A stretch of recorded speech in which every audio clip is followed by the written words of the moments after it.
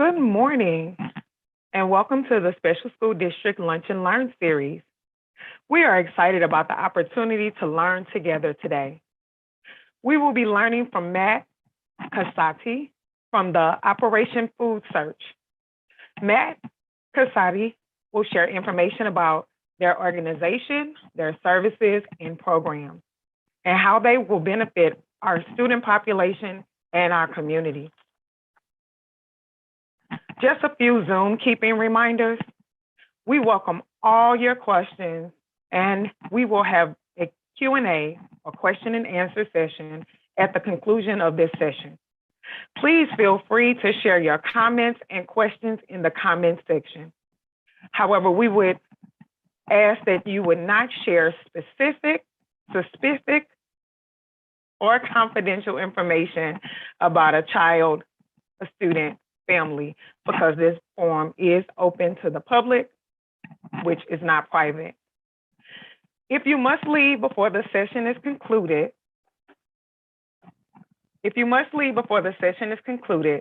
or would like to share the contents of this presentation with others, please know the recordings of this presentation will be available on our SSD website.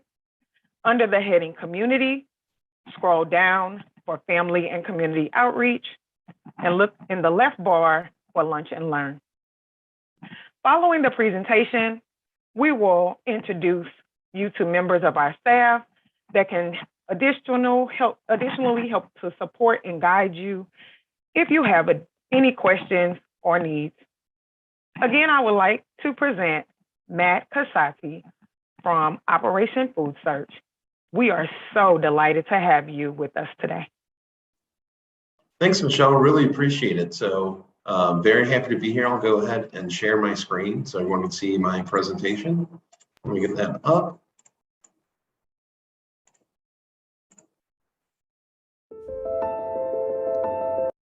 Give me 1 second here to get in order, starting in the middle for some reason. So like Michelle said, I'm the Volunteer and Food Drive Manager at Operation Food Search. Very grateful, very excited to be here, talk to you today about our organization. So hoping to accomplish a few things. I want to give you an overview of what Operation Food Search does for and with the community here in the bi-state area, how things have changed a little bit since COVID, food insecurity rates, how we've changed our operation a little bit, how we've had to shift, and how to take action against hunger, and how to help people living with food insecurity right in our own community and neighborhood. So a little overview of Operation Food Search. We're an independent hunger relief organization that has been around for the past 40 years. We actually just celebrated our 40th anniversary a few months ago. We serve about 200 individuals a month, so provide food for roughly 200 individuals a month through our 300 community partners and programs that we do as well. So our mission is to nourish and educate our neighbors in need to heal the hurt of hunger, and our vision is that all children and families have the nutrition, food, and skills they need to lead a healthy life. So as we go through this presentation, I'll be breaking down how we try to meet our mission and vision. So I'll go ahead and go off to the next slide here and show you our service area. So we're in many counties and towns throughout St. Louis area, throughout Missouri and Illinois. We are able to serve these communities, like I said, through our partner agencies. And these agencies are places like pantries, crisis centers, shelters, even schools. So we're able to serve a large area throughout the bi-state region through those agencies, through a few programs that we do as well that I'll also get into. Before I talk a little too much, I want to go ahead and play a video that goes over the history of Operation Food Search. It's a video that was newly released a couple months ago, celebrating our 40th anniversary, that gives a good history of Operation Food Search and goes into pretty good detail of what we're trying to accomplish here in the community. So I'll go ahead and play that.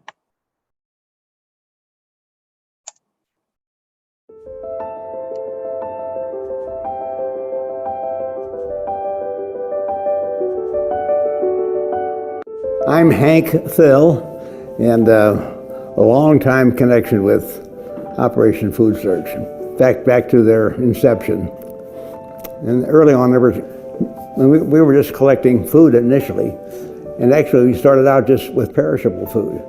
Our involvement in Operation Food Search really dates back to the late 1970s. My dad's cousin, Roger Dierberg, started by really working with a local priest to donate our unsaleable produce to a local food pantry. And really, it was an outcropping of that that started our involvement with what eventually became Operation Food Search. For a number of years, it was in University City on Ollie Street, behind the Loop. We thought when we moved in there that was nirvana. Nothing could be bigger than that. We've been partnering with Operation Food Search for over 3 decades. And the reason we say we exist is to nourish people's lives. You know, what Operation Food Search has been able to do to address that and allow us to partner with them, and you know, we contribute about 8.4 million pounds of food a year that is going to those that really need it.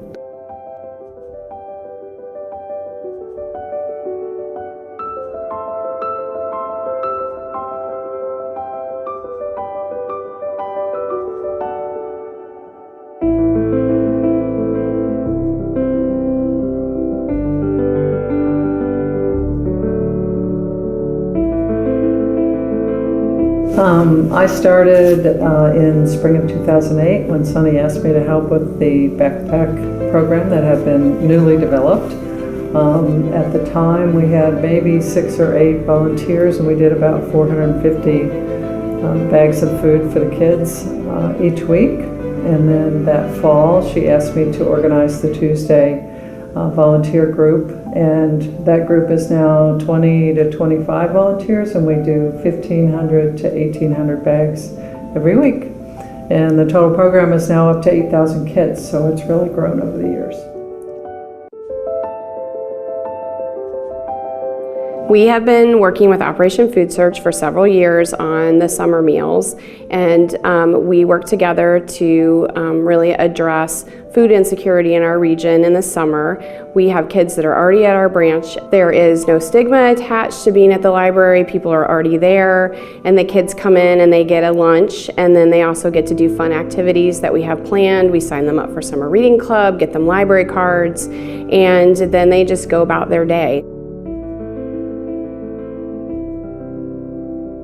Well, there's really a lot to say about childhood nutrition here at Operation Food Search. We've got several programs that we run: the Operation Backpack program, the Weekend Meal Assistance for generally elementary kids on the weekend. We have our Summer Meals program, which runs in the summertime when school's out, and that replaces the breakfast and lunch that kids would otherwise get at school during that time. And we have our After School Meals program, which starts when school starts. So it's kind of neat because it's an opportunity for kids to get a third meal during the day. We call our program a super snack program, and it's snack style foods that still meet all the USDA criteria for the full meal itself.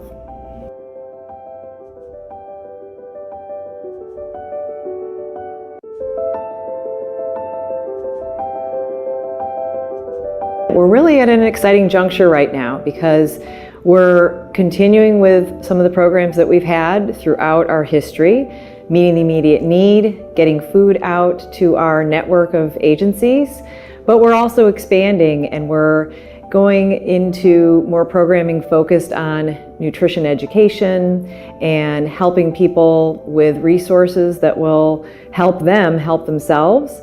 We're also really having an impact on policy locally, across the state, and really nationwide. I'm excited about my work here at Operation Food Search because we look beyond immediate food assistance to tackle these systems issues that are creating a world in which food insecurity and hunger exist. I think this is a really exciting time, and I think it was serendipitous that Operation Food Search got into the business of food as medicine. It was an idea that intrigued us, and we had no idea when we started this 4 years ago that we would be part of a small group at the national level that is working together to try and advance the concept of food as medicine, food as a reimbursable healthcare expense. And to be sitting here 4 years after this idea is brought to us and thinking about the role that we're playing on the national level in launching the first randomized controlled trial of a food as medicine program that is specifically targeting food insecure pregnant women, that we're about to launch a pilot study of what it looks like when we work deeply with families who have a child with a diagnosis of diabetes and they're struggling to deal with that diagnosis. There is nothing but possibility in this work we're doing. Healing hunger is a part of, how do we envision who we are as a community? How do we relate to one another as neighbors, as, a part of building something that's greater than ourselves individually? And there's really not a reason as we routinely call it, the most wealthy nation in the world, for us to have as many hungry people as we do on a regular basis. I mean, what could be more important or more compelling to ensure our children, right, have food in their stomachs, have the dignity to learn, to excel in what they do, and ultimately find a way to contribute to the world. I mean, it's just, what could be more compelling than that? Thank you for watching that. The video does a really good job of giving an overview of Operation Food Search and the programs we offer here, and how we started. So I want to break it down a little more through our strategy. So we want to work beyond the immediate food assistance to address the root causes of hunger. And we do this through 3 pillars. We break it up into 3 groups, and I'll briefly go over each one. The first one being meeting the immediate need, which is basically getting food to people who need it as quickly as possible. The second one is building nutrition IQ or education. The third one's being a champion for change. So I'll go ahead and start breaking down with meet the immediate need. So meeting the immediate need, like I said, is getting food to people, families, children who need it quickly. We do this through agency distribution. I mentioned our agencies earlier. We actually distribute food directly to about 200 of our partner agencies at no cost, where they share it with families, their community, also free of charge. So this is food that ranges from produce to meat, to shelf-stable food, and to other perishable items. So they come in here once a week, they grab the food and they bring it back to their location, distribute it to their families at no cost. Operation Backpack, which was broken down in the video, and then out of school or summer meals, which I'll talk more about in a little bit. So those are the 3 programs that we use to hopefully meet the immediate need. As far as families who need assistance to get food, who are suffering from food insecurity or hunger, we have our hunger hotlines. This dates back to when we started in 1981. It's a food assistance line that families and individuals can either call. There's a text number, and then they can also go on our website to operationfoodsearch.org, click the Find Food button, and it'll lead them to a page that shows this map. It'll show all of our partner agencies, where they're at. They can type in their zip code, find one nearby, and give them a call to confirm their hours and make sure that they're open to having families come in, or how it's working. If it's a drive-through style pantry, or if they're able to actually physically come in, they'll be able to let them know all that information before they come. So a little bit about our emergency response during COVID. So to kind of give you an overview of what it looked like during the height of COVID-19, food insecurity rates went from 14% to about 19%. For those of you who don't know, food insecurity is a little different than hungry. Food insecurity is when an individual or family doesn't have access to healthy food to lead a healthy quality life. So this could be people making decisions between paying for transportation to go to work and skipping a meal, or making sure their children have enough food to eat before them, or paying for medicine, different things like that, and skipping out on food and eating high quality food throughout the day. So like I said, about 1 in 4 children are at risk of hunger, suffer from food insecurity. And a lot of people experienced food insecurity for the first time during the height of COVID. It was the first time they found themselves out of a job, hours cut, living expenses being increased, different things like that. And we wanted to make sure that we were able to provide food to as many people as possible. We increased our response through agency distribution, through summer meals, which I'll touch on in a little bit, to add millions of additional meals compared to what we had before COVID. Like I said, we continued our regular food distribution to about 200,000 people a month. We worked with farmers and restaurants to save food that would go unused or unsold. One of the programs that started in 2020 and we're continuing now is called Gleaning. So Gleaning is a program where a local farm, usually within about an hour of our facility here in Overland, a local farm is willing to donate crops, fresh produce to Operation Food Search. So we'll actually go out there with a group of volunteers and we'll harvest those crops straight out of the fields, which is pretty amazing. So we'll go and we'll rescue fresh lettuce, fresh carrots, fresh produce that would go unsold at that farm, and we'll bring it back to Operation Food Search, and within 24 hours it's out the door to an agency. Within 30 hours it could be on someone's dinner table. So very fresh farm to table produce and food for families that need it, which is really, really exciting. During COVID, a lot of our partner agencies, like I mentioned a little earlier, shifted to drive-through service or adaptions, and had to find different ways to serve families safely. We did receive some CARES Act funding. About $4.7 million worth of food was provided through CARES Act, which led to 140,000 boxes of shelf-stable food and a large amount of produce going out to families that need it. So I touched a little earlier, the video touched about grab-and-go meals, summer meal distribution, out-of-school meals. So something that changed during COVID was how we get food to children. We talked about Operation Backpack. When COVID started in March of 2020, a lot of schools, just about all of them, went in a virtual setting. So children didn't have access to go to schools to eat lunch and breakfast or bring food home on the weekend through Operation Backpack. So summer meal distribution began a little early that year. It started in March and actually ran all the way up until August of this year of 2021. So the 3-month program went from March of 2020 until about late August, the last week of August of 2021.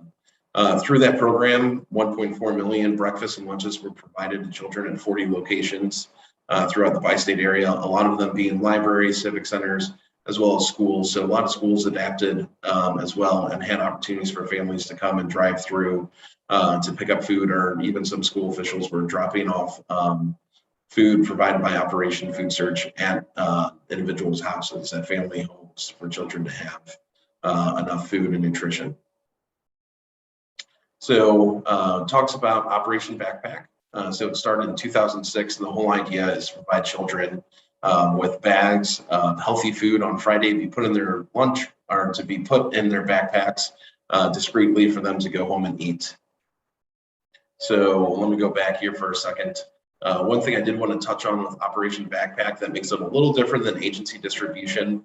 A lot of food that goes out through our agency distribution to our partner agencies is donated food by Schnucks, Dierbergs, other grocers, as well as restaurants, food vendors, food drives, individuals. For Operation Backpack, about 95 to 98% of the food provided for this program is purchased by Operation Food Search. So we want to be very specific with the food we're handing out to children. We don't want to leave it up to chance of donations, and we want to make sure the same is going out to everyone. As far as our budget, it usually exceeds about $800,000 a year. And like I said, the food's purchased, but luckily with the relationships we have with our food vendors, with our partners, every dollar we spend is actually worth $10. So we're able to make a dollar go a long way when we go to purchase food for children and families. Our second pillar is building nutrition IQ, or education. We do this through a few different programs, Operation Chef, cooking manners at the store, and demonstrations. So a lot of this has shifted sorry, keep getting ahead of myself. A lot of this has shifted due to COVID. A lot of it is done in a virtual setting. So a lot of the Operation Chef courses or cooking demonstrations, instead of being live at our facility or at locations, they're in a virtual setting. And this is all about making sure children, families, and adults have a good understanding of why it's important to have a healthy diet, giving them the resources they need to go to the grocery store, shop on a budget, and buy things like fresh produce and lean meats compared to ramen or what they think might be cheaper options. So it really empowers them to live that healthy lifestyle moving forward. And our third pillar is being a champion for change. And we do this through a few different ways. Sarah talked about policy in the video. A real big one is advocacy. So making sure we educate and empower people to engage in that policymaking process to make sure they understand what's going on in the community and make sure that their voice is heard. And the third part of it is innovative programs. Trina talks a little bit in the video about FreshRx. FreshRx is a program that supports pregnant women, expecting mothers, and then families with young children that have diabetes, making sure that they have healthy food to live a healthy lifestyle. And really the best way to think about this is if anyone uses Home Chef, our meal service ordering kit, where a box of food is delivered to your house about once a week with instructions on how to cook it. That's essentially how this program runs. So this food is transported directly to these families' homes with instructions, with ingredients lists, and as well as connecting them to other important resources that they might need. So what I'm going to be getting into next is how to support Operation Food Search, how to volunteer, how to help. I did want to kind of mention for FreshRx, we're working on a way right now, on a way families, individuals, companies, groups can support families in our FreshRx program this holiday season. So I really wish I had more to say on how to support them, but hopefully in the oncoming weeks, even the next couple of days, we'll be able to release some information on how people can support these families. So I want to dive in a little bit on how you can help families with food insecurity, how you can take a stand against hunger. And the first one is volunteering. So I'll break down our volunteer program in a few different sections, a few different ways to volunteer. What I have here is a screen grab of our online volunteer hub. Basically, you find this by going to operationfoodsearch.com, click on how to help and click on volunteer. And this volunteer hub lists all of our current volunteer opportunities. As you can see, this is the home screen. It has some information on Warner's Warm Up, the coat drive going on right now, some information on gleaning if you're interested in learning more about that. And like I said, it lists all of our current volunteer opportunities. So these were volunteer opportunities we had, I believe, 2 weeks ago, or maybe a week and a half ago we had posted. And so they might be a little different now if you click on it. But this is a place where you can view all of our individual volunteer opportunities. You can find out details. You can find out where it's taking place, if it's on-site in Operation Food Search, if it's somewhere off-site. Example for this, the Warner's Winter Warm-Up, we had a coat drive-through event at different Chick-fil-A's through the area. So maybe not necessarily an Operation Food Search, but these all detail where they're at, what the task is, what the age range is, and you're actually able to sign up online. So the next one is volunteer groups. So we do schedule volunteer groups here at Operation Food Search. We restarted our volunteer program in June to welcome back volunteers in our facility. We do have a couple new guidelines. With that being said, we do ask that all volunteers and anyone inside our facility wear a mask at all time. And then our entire staff and volunteer base is required to be vaccinated, fully vaccinated against COVID-19. So volunteer groups are made up of businesses, schools, organizations, and we absolutely love hosting them. Typically they come for 2 hours. They help organize donated food that go out to our agencies.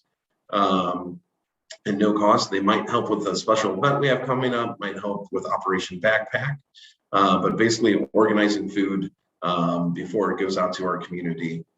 Like I said, it's typically done for 2 hours and it's done Monday through Friday from about 8 a.m. to 4 p.m. And we love having people come in. We always start out with a tour of Operation Food Search, an overview of what we do. Love having student groups, and everyone of every age is more than welcome to come volunteer.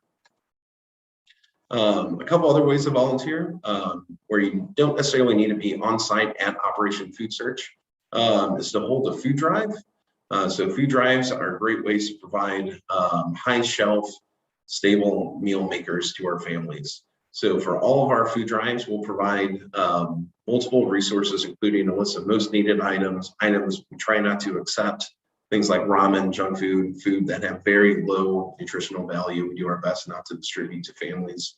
For larger food drives, we will offer driver services that include dropping off large food drive barrels that are on wheels. So we'll drop them off, come and pick them up, and then you will receive a thank you note that will include the impact the food you donated had, its weight.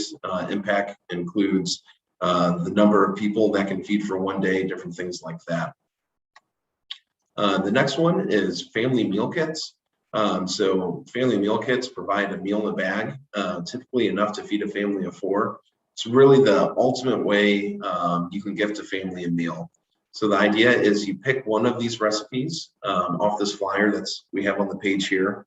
You provide all of the food items. They're all non-perishable items. You place them in a bag together and insert a nice homemade card, something that can say from our family to yours, from our table to yours. These are shared with different agencies in the area. A lot of times it could be crisis agencies where a family could grab that bag, go home, and have dinner for their family that night to prepare quickly. Like I said, these are a great way to gift a family a meal. We absolutely love them. With that being said, I'm going to go ahead and I can open up for questions or talk about anything else someone might want to hear about. But those are a few ways you can support Operation Food Search. So with that being said, we'll go ahead and open it up for questions.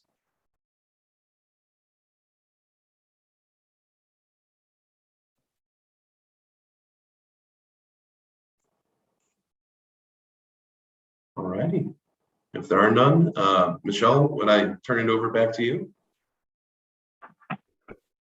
Thank you, Matt. You really provided us with some great information and resources, and some of them I have participated in my own self. So I was so delighted to see them within your presentation.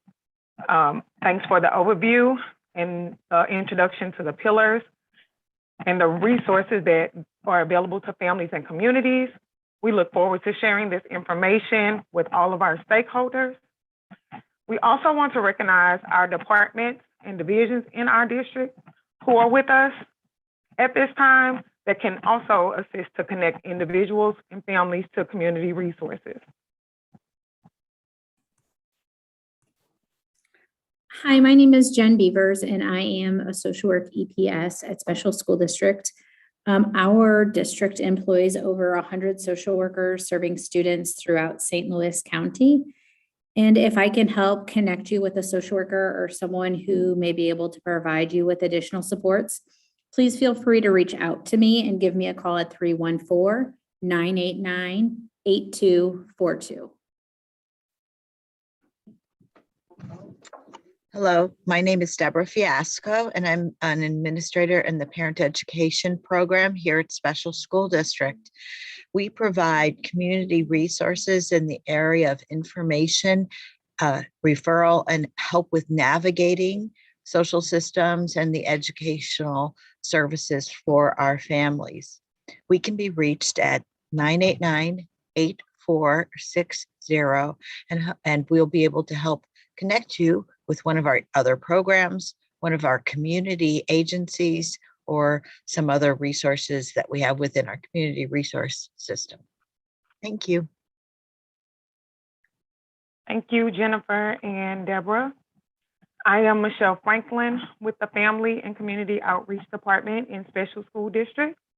You can reach me at 314-989-8034, or you can reach our department at Family Engagement at ssdmo.org. Again, we would like to thank Matt from Operation Food Search for offering all the information and resources to our district, families, and communities. This concludes our presentation for today, and we thank you so much for viewing and sharing this time with us. Have a good afternoon.